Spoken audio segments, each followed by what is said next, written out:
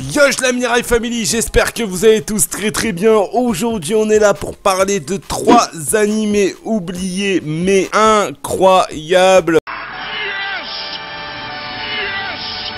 Oui, on est là pour parler de ça. J'avais fait une vidéo il n'y a pas si longtemps de 3 animés sous-cotés et ça vous a plu. Donc je vous repropose un deuxième format qui est 3 animés oubliés mais incroyables. Donc pas sous-cotés, juste oubliés. On va parler de ces 3 animés là. Donc si tu kiffes ce format, bah n'hésite pas à mettre ton petit mirai pouce bleu frérot, ça fait plaisir et ça aide au référencement. Mais évidemment de partager la vidéo à tous tes potes fans de manga. Et bien évidemment n'hésite pas à mettre en commentaire toi ton animé que tu trouves qui est oublié ou même sous-coté. Voilà, ça peut aider et puis ça aide aussi au référencement. Bien évidemment, n'oubliez pas le petit hashtag animé. Voilà, comme d'habitude. Et on n'oublie pas de s'abonner en activant la petite cloche. Voilà, pour ne rater plus aucune de mes prochaines vidéos. Oui.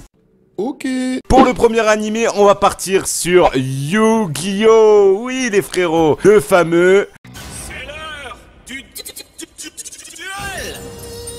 Voilà, vous connaissez les bails. Voilà, Yu-Gi-Oh! Donc, Yu-Gi-Oh! Est un animé que j'ai surkiffé, que j'ai suivi tout au long jusqu'à, évidemment, 5D. Mais on va parler de la première forme de Yu-Gi-Oh! On va parler de l'origine de Yu-Gi-Oh! On va parler de Yugi, de Yami Yugi, de Joey, de Tristan. Alors, c'est pas vraiment les vrais noms. Donc voilà, n'hésitez pas à me rappeler ça en commentaire. Voilà, moi, je suis un peu à la team VF dans Yu-Gi-Oh! Mais voilà, Yu-Gi-Oh! Un anime énormément oublié alors que ça a proposé une énorme masterclass. Alors oui, hein, vous allez me parler, il y a les autres animés Yu-Gi-Oh! Ouais, mais c'est pas aussi pour moi iconique que Yu-Gi-Oh! De base, où ça a proposé des arcs de fou malades, où des fois ça parlait même pas de cartes.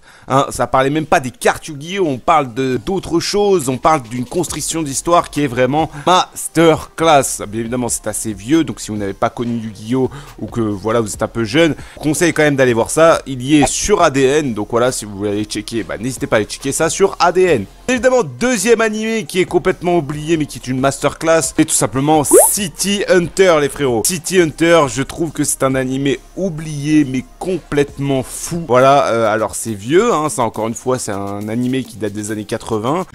Mais je trouve qu'il est vraiment incroyable et je vous conseille de le regarder en VO, les frérots, parce que c'est totalement différent de Nicky Larson. Parce que oui, hein, pour ceux qui n'ont pas fait le rapprochement, c'est City Hunter, c'est Nicky Larson. Mais voilà, Nicky Larson est un truc un peu plus comique, alors que City Hunter, c'est vraiment une recherche policière et qui pourrait être super intéressant pour ceux qui n'ont jamais lu City Hunter de base. Je vous conseille de le regarder en VO, voilà, parce que là vous aurez la vraie aspect tout simplement du mode enquête. Après, bien évidemment, comme je vous dis, ça reste vieux, donc si vous avez du mal avec les vieux animés parce que vous êtes plus dans la team nouvel animé et tout ça, ça risque d'être compliqué. Mais je vous conseille quand même d'y regarder parce que ça peut être grave intéressant. Ça enrichit la culture vraiment. Vous pouvez regarder les films City Hunter qui sont sortis dernièrement. Alors, je sais pas si ça suit la trame officielle de l'histoire parce que moi je les ai pas vus. Moi j'ai regardé que la série de base City Hunter et c'est incroyable. Ensuite, bien évidemment, on va parler du troisième animé. Il s'agit de l'animé de Saint Seiya, les Chevaliers du Zodiaque. Comment ne pas parler de cet animé pour moi qui est complètement oublié, mériterait tellement de choses, même un